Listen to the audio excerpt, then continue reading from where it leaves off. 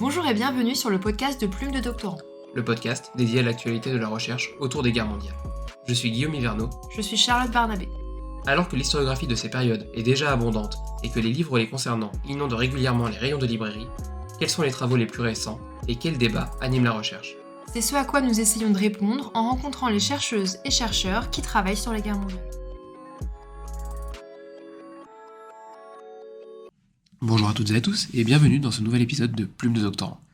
Aujourd'hui, nous inaugurons un nouveau format intitulé En ruine.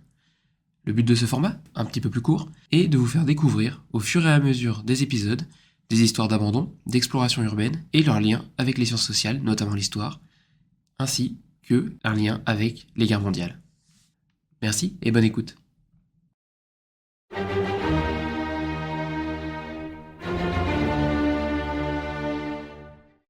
Bonjour à toutes et à tous et bienvenue dans ce nouvel épisode. Aujourd'hui, nous avons le plaisir d'accueillir Thomas Jorion, artiste photographe, auteur de plusieurs livres, notamment aux éditions de La Martinière, Silencio, Vestiges Empire, Veduta. Un travail dédié au paysage urbain en ruine et à l'abandon. Thomas Jorion, bonjour. Pouvez-vous, s'il vous plaît, avant toute chose, nous en dire un peu plus sur le lien que vous entretenez avec ces lieux abandonnés ? C'est un lien qui est ancien pour moi. J'ai commencé il y a une trentaine d'années maintenant, avant de commencer la photographie, à explorer, à visiter avec un groupe d'amis en banlieue parisienne et puis à Paris. Et lorsque j'ai découvert la photographie vers l'âge de 20 ans, ça a été une rencontre immédiate entre ces deux univers. Pour moi, ça s'est rapidement présenté comme une évidence de photographier ces lieux que je visitais. Donc, je parle de ça, c'est la fin des années 90. Et quels étaient le type de lieux dans lequel que vous exploriez à ce moment-là ? C'était les choses que je trouvais autour de chez moi. C'était le Val-de-Marne à l'époque, ou ensuite à Paris. À Paris, c'était par exemple la Petite Ceinture, qui venait juste d'être désaffectée. C'était vers les années 96. On ignorait à l'époque quand on y allait, mais après, pour avoir relu des articles récemment, c'est l'époque où elle a cessé de fonctionner pour le fret, notamment. Donc tous les équipements étaient encore en activité, les tunnels étaient en lumière, il y avait encore beaucoup de feux de signalisation, donc c'était assez impressionnant à l'époque, mais néanmoins on n'avait jamais croisé de train ou de personnel. Donc ça c'est pour Paris. Et puis en banlieue c'était des pavillons un peu, ou plutôt des petites maisons de maître, ou des choses un peu industrielles. Donc là aujourd'hui, si on s'entretient avec vous, c'est pour un projet que vous menez autour des vestiges du mur de l'Atlantique. Pourquoi vous en êtes venu à vouloir faire ce projet ? Je pense qu'il s'est fait un peu en deux temps. J'ai une maman normande et je suis beaucoup allé en vacances à Courseulles-sur-Mer, qui est une des plages du débarquement. Donc je pense que déjà, un peu lointainement, ça a toujours un peu infusé dans mon esprit. Les vacances d'été où on vous traîne au musée du débarquement, etc., X, Y, Z. Donc je pense que c'est aussi un lien quelque part pour moi avec la ruine, c'est-à-dire ce côté vestige du passé. Je pense que c'est un petit peu connecté. Et puis, bon, comme c'était quelque chose qui était là, qui a toujours été là, je suis pas immédiatement jeté là-dessus. Et je crois que le lien s'est fait à la période de la crise du Covid, où j'étais enfermé dans mon appartement parisien. Et c'était difficile de déplacer à l'étranger, comme les photos que je fais aujourd'hui plutôt sur les ruines se font plutôt à l'étranger. Je pouvais pas viser ça. Et je sais pas, j'ai eu un flash, je me suis dit tiens, mais je vais aller voir les bunkers le long des côtes. Et donc je suis parti dans cette direction-là entre deux confinements, et ça m'a fait un bien fou. Ça a été vraiment une rencontre forte, parce que j'ai en plus retrouvé les éléments. L'Atlantique, c'était au mois de février, donc avec une mer très agitée, très puissante, très présente. Et se retrouver seul en communion avec ces vestiges plus les éléments, c'est vraiment quelque chose qui a été très fort pour moi. Et je me suis dit, au début c'était un peu juste peut-être un prétexte pour sortir, mais je me suis dit je veux faire une série là-dessus, parce que ce qu'on voit pas toujours, c'est aussi le plaisir du photographe à se retrouver seul, à faire ses images. Il ramène les images, mais il y a aussi c'est important pour le photographe d'être bien avec son sujet. Donc du coup, première question, quand vous faites cette expédition, vous êtes seul? Oui, tout à fait. Ouais, ouais. J'essaye d'être le plus souvent seul. Ouais. D'ac- Pour l'originalité des images. D'abord, c'était un peu une des raisons. D'accord. Et ensuite, comment préparez-vous ces expéditions? Est-ce que vous faites un choix sur les lieux que vous allez voir? Parce que des bunkers du mur de l'Atlantique, en fait, on en a quand même tout le long du littoral de la Manche et de l'Atlantique, Oui, effectivement. Alors comment vous les absolument. sélectionnez? Il y en a des milliers, en effet, même s'il y en a qui disparaissent chaque année. Je l'ai choisi selon plusieurs critères. Esthétique d'abord, parce que voilà, les tout petits un peu dans leur coin là, qui s'appellent Tobruk, il y en a. Voilà, ça a été première. Enfin voilà, ils sont peu intéressants. J'essaie d'en choisir donc qui ont déjà une forme particulière, même s'il y a eu une certaine normalisation à un moment de leur construction. Certains sont un peu sortis des clous. Et puis c'est aussi leur situation géographique, puisque je m'en suis rendu compte, c'est un peu aussi le point que j'ai cherché à prendre, un point de vue un peu particulier, qui était une situation où ils allaient être proches de la disparition. Donc soit disparition parce qu'ils sont ensevelis par le sable, soit disparition dans la mer, soit disparition dans des zones forestières importantes où voilà, on commence vraiment à ne plus les voir. D'accord, donc vous avez fait un choix en fait d'être plutôt sur des bunkers qui sont vraiment le long du littoral, parce que le mur de l'Atlantique c'est quand même une structure de défense, vous en avez parfois qui sont quelques kilomètres à l'intérieur des terres. Donc ceux-là, j'imagine que ce n'était pas votre préoccupation principale, c'était vraiment ceux sur le littoral, donc soumis à menacés par la mer, etc., ou par l'érosion. Oui, exactement. C'est vrai qu'ils sont plus en première ligne par rapport à ce type de disparition. Ceux qui sont plus dans les terres, parfois disparaissent sous la terre. En fait, il y a quand même un phénomène un peu d'érosion, puisque il faut savoir que les bunkers n'ont pas de fondation. Hein, c'est une raison tactique à ça. Donc du coup, ils bougent beaucoup. Ou il y a parfois eu des raisons d'aménagement du territoire aussi, qui les ont partiellement fait disparaître. Donc ils peuvent quand même ponctuellement m'intéresser, mais c'est vrai que ceux qui sont en proche littoral ont vraiment énormément bougé avec l'érosion des plages, entre autres. Est-ce que vous pouvez quantifier un peu combien de bunkers, ou du moins combien d'ensembles vous avez visité Alors, combien de casemates? J'imagine que c'est compliqué, parce que parfois vous en avez 10 sur le même endroit, mais peut-être différents lieux ou... Peut-être, oui. C'est pas le genre de comptage que je fais, alors c'est toujours un peu difficile pour moi de répondre à ce genre de choses, même dans les ruines. Des fois, je lis des interviews, je vois que certains comptent le nombre de lieux qu'ils ont fait, un petit peu ce côté peut-être trophée. Je saurais pas dire. On est forcément dans l'ordre de la centaine de lieux, je pense, parce que j'ai quand même suivi déjà un bon nombre de la côte française. Je suis allé au Danemark l'année dernière. Oui, on approche peut-être, oui, de la centaine de sites, probablement. Donc vous dépassez parce que là vous parlez du Danemark, vous dépassez la frontière française hein, pour ce projet? Oui, c'était une question que je me suis posée. C'était est-ce que je reste à un moment concentré sur la France ou pas? Je suis revenu sur l'idée de l'unité de ce mur de l'Atlantique qui partait de la Suède, Norvège, j'ai un doute, voilà, et qui descendait jusqu'aux Pyrénées. Et puis la crise du Covid étant derrière, la liberté de mouvement étant revenue, je me suis dit bon, allez, et puis il y avait aussi l'originalité de certains sites là que j'avais pu voir au Danemark, qui étaient quand même très intéressants, avec des groupements de bunkers qui étaient vraiment en pleine mer. Et ouais, donc j'ai vraiment souhaité les aborder dans cet ensemble, bien que la topographie n'est pas quelque chose que je mette trop en avant. Comme l'objet de ce format, c'est aussi de parler un peu d'exploration urbaine, voilà, d'accès à l'abandon. Bon, en général, quand on parle d'exploration urbaine, on parle de lieux qui sont en théorie interdits d'accès, ou du moins formellement. Et pour les bunkers, pour les casemates qui sont sur le littoral, on a l'impression que c'est presque un peu un patrimoine commun. Tout le monde peut y avoir accès, c'est plutôt ouvert aux 4 vents, puisque déjà c'est sur le littoral, etc. Est-ce que vous avez eu certains ensembles qui étaient peut-être plus difficiles d'accès que d'autres? Alors oui, c'est vrai qu'ils sont ouverts. Ils sont ouverts à tout vent. C'est ça qui est intéressant, parce que ça reste quand même une forme d'exploration, mais il y a cette notion, oui, de patrimoine commun, puisque notamment en France, le littoral appartient à l'État, donc du coup, il est, tout n'est pas forcément ouvert dans ce que propose l'État, mais en l'État, ça l'est. Au Danemark, à ma surprise, certaines zones étaient balisées comme étant encore, peut-être pas minées, mais probablement avec un certain nombre encore d'explosifs, et donc restreint en accès. mais comme toujours, avec ma grande expérience, je me suis pas... Bon, c'est pas très malin parce que, pour le coup... Mais en tout cas, je suis allé un peu plus loin que la barrière. En fait, c'était pas formellement fermé. Il y avait juste des panneaux de mise en garde. Je suis pas allé trop loin, mais bon, je suis quand même allé voir un peu ce qu'il y avait derrière le panneau.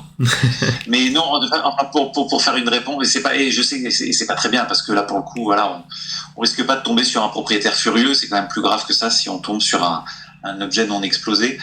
Mais en tous les cas, non, ça reste quand même très très rare, l'absence d'accès. Je dirais à la limite, l'accès le plus complexe, il est lié à la nature. Notamment dans le cas de figure où en marée haute, certains bunkers sont pas du tout accessibles, sont complètement immergés dans l'eau. Justement, on y vient sur cette exploration en elle-même des casemates. Est-ce que vous les explorez intégralement quand vous êtes sur un site ? Et deuxième question, est-ce que vous trouvez des traces à l'intérieur, des traces, genre ça peut être des inscriptions, ça peut être du mobilier, etc., etc. Alors, je les explore d'extérieur, je tourne beaucoup autour. Intérieur, pas forcément, parce que j'ai pas trouvé de visuel très fort à l'intérieur, du moins qui corresponde à la série que je veux construire. Je jette quand même toujours un petit coup d'œil à l'intérieur, mais ceux qui sont régulièrement immergés, l'intérieur est très sombre. Ils sont couverts de crustacés ou autres. Et puis là, pour l'instant, j'ai pas trouvé d'intérieur qui est pourtant ce que j'aime photographier de façon générale en ruine. Les inscriptions, il n'y en a plus là sur les bords de mer. Il m'est arrivé il n'y a pas très longtemps de tomber sur un intérieur de bunker qui avait été à un moment utilisé par un fermier. Et à l'intérieur, il restait des choses. Et là, pour le coup, des inscriptions, il avait été assez peu visité. Parce que pour le coup, justement, il était un petit peu en retrait dans les terres, mais avec une vue sur le littoral. Et d'ailleurs, ça rejoint la question précédente, je l'avais pas en tête, mais oui, là, il fallait rentrer un moment sur un terrain qui est plutôt un terrain utilisé par un agriculteur. Vous m'avez proposé un petit échantillon, justement, quelques photographies pour préparer cet entretien. Quelque chose qui m'a marqué, c'est que alors, au-delà du bel esthétisme des photographies, c'est que ces bunkers ne sont pas graffés extérieurement, ceux que vous présentez en tout cas. Alors qu'on a quand même l'image que beaucoup de ces bunkers, alors moi je vis en Normandie, donc j'en vois beaucoup qui ont été graffés avec le temps, etc. Là c'est pas le cas. Est-ce que c'est un choix de votre part ou est-ce que c'était le hasard de la sélection ou... Oui, c'est un peu double, c'est-à-dire que c'est un choix de ma part de m'orienter plutôt sur des bunkers qui sont peu ou pas graffés. J'aime beaucoup le graffiti, mais je trouve qu'il amène une certaine temporalité aux images. Un bunker sans graffiti, il peut avoir été photographié aujourd'hui, il y a 5 ans ou il y a 15 ans. Peut-être pas il y a 50 ans, mais parce qu'ils ont beaucoup bougé. J'avais revu des photos de Paul Virilio qui avait beaucoup travaillé sur ce sujet. Et j'avais d'ailleurs été surpris, je suis une toute petite parenthèse, de voir que déjà à cette époque, dès les années 60, un certain nombre de bunkers avaient bougé par rapport à leur position initiale. Mais je repique là. Oui, j'essaie de m'éloigner de ceux qui sont graffés, donc pour cette question de temporalité. Fort heureusement, il en reste quand même beaucoup. Je pense que ceux qui sont graffés sont ceux qui sont vraiment accessibles sur des zones balnéaires où voilà, beaucoup de jeunes gens viennent et puis du coup on profite pour laisser une trace. Une des raisons pour lesquelles j'avais choisi le Danemark aussi est qu'ils sont très peu graffés justement. Et donc ça avait été une des raisons pour lesquelles j'avais souhaité me rendre là-bas. Peut-être parce que on est moins sur un littoral qui est fréquenté l'été. Je ne sais pas quelle est la raison, mais en tous les cas, ils sont beaucoup moins graffés. Et après, c'est aussi une sélection de ma part, oui, de les prendre non graffés. Ceux qui sont régulièrement immergés aussi, je pense, sont nettoyés de ces graffitis. Ça me permet d'anticiper une question. Vous avez évoqué le nom de Paul Virilio, qui est, alors pour nos auditeurs, qui est en fait un des précurseurs de ce qu'on appelle la bunker archéologie, en fait. Il a beaucoup exploré de bunkers, etc. Est-ce que vous avez accordé une place à la documentation, éventuellement historique, de ces casemates, bunkers, avant de préparer, ou toujours pendant que vous faites ce projet ? J'ai un petit peu étudié le sujet parce que je pense que c'est important de le comprendre sur le plan historique ou sur le plan des différentes études qui ont été faites. Comme on dit aussi en art, tout a déjà été fait, donc il fallait pas me voiler la face. J'ai pas découvert les bunkers en 2021 et je suis pas le premier. Donc c'est bien de regarder ce qui a été fait, ce qui a été écrit pour le comprendre, l'analyser. essayer de faire un pas de côté, toujours avec mise à jour continue. Alors, j'ai justement, quand je réfléchissais au sujet, j'ai pas voulu tomber dans quelque chose de trop documentaire ou de trop exhaustif. J'avais justement, c'est pour ça que j'ai choisi cet angle un petit peu de la disparition, parce que où il y a d'un côté, dans ce que j'ai pu trouver, des choses vraiment pour le coup très documentaires. Hein. Il y a pas mal de sites, notamment anglo-saxons, qui repèrent de façon très formelle la localisation des sites, où sont même indiquées les numérotations de bunkers et vraiment de façon très normalisée leur forme. Donc ça, c'est un côté. De l'autre côté, il y a eu quelques travaux artistiques qui ont été faits, mais pas trop poussés quand même, et qui m'intéressaient pas trop dans leur forme. Et donc c'est pour ça que j'ai choisi vraiment ce point d'entrée avec, je dirais, cette espèce d'ultime disparition où on sent que c'est vrai qu'on approche aussi du centenaire de construction. Enfin, on est quand même peut-être quand même encore à une petite vingtaine d'années, mais enfin bon, un certain nombre ont quand même Plus de 80 ans même. Ouais, on peut dire plutôt que de parler de centenaire, on peut dire 80. C'est dur à dire 80 tonnerres. Donc pour un bâtiment, ça commence à être vieux, surtout qu'il n'est pas entretenu, surtout qu'ils sont vraiment face aux éléments. Donc j'ai voulu jouer cette carte de dernière vision avant une disparition totale. Ça m'a beaucoup fait penser, il y a un livre qui est sorti il y a pas très longtemps sur le Green Urbex, justement, avec cette idée que la végétation envahit les lieux qui sont abandonnés, puisque vous l'avez dit vous-même, mais par définition un lieu à l'abandon n'est pas un lieu entretenu, donc la nature, entre guillemets, reprend ses droits. Donc c'est vrai qu'on en a pas concrètement parlé, mais donc c'était votre projet, de documenter cette manière dont ces bunkers sont finalement amenés à disparaître, alors que ça devait être peut-être la muraille pour le Reich de Milan, fantasmé par Adolf Hitler aussi. Exactement. Là, j'aime bien l'idée juste. Ils sont parfois effectivement, ils sont cachés ils deviennent. Ce que j'aime là, c'est qu'ils sont absorbés par la mer. Ils sont un peu engloutis, ils sont avalés. Et j'aime bien cette idée. Ouais, j'aime bien cette idée. Et effectivement, c'est intéressant quand même de parler que quand même cette ligne a quand même été construite sous le Troisième Reich.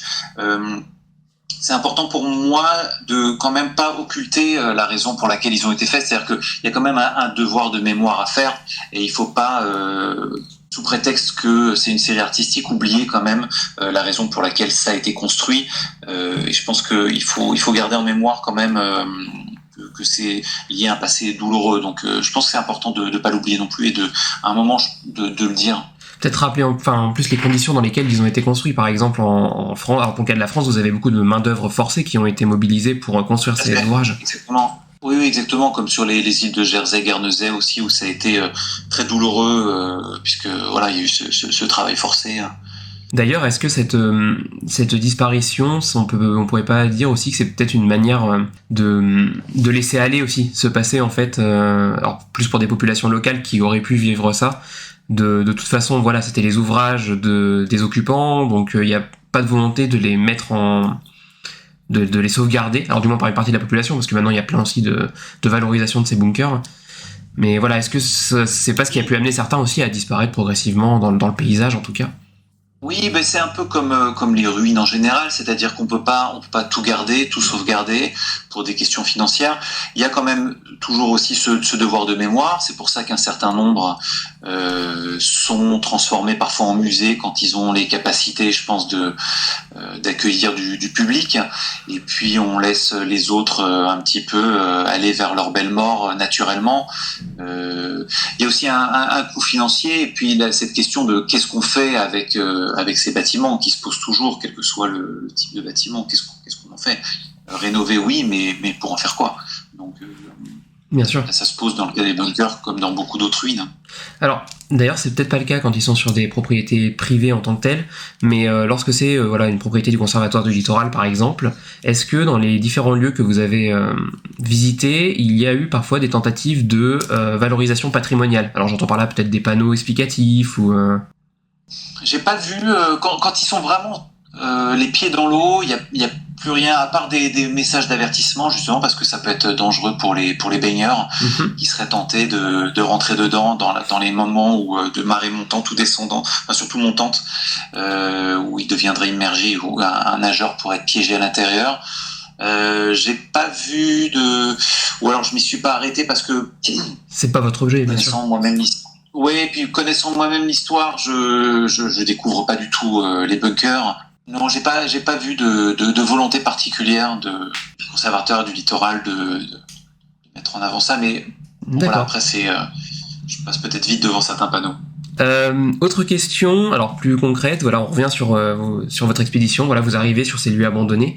Comment vous sur ces casemates, etc. Comment vous préparez-vous alors à la fois à prendre vos photographies, comment vous arrivez. Alors sur le site, on l'a expliqué, hein, vous arrivez de manière assez facile, il n'y a pas forcément de clôture à franchir, etc. Mais comment faites-vous votre travail en fait sur place?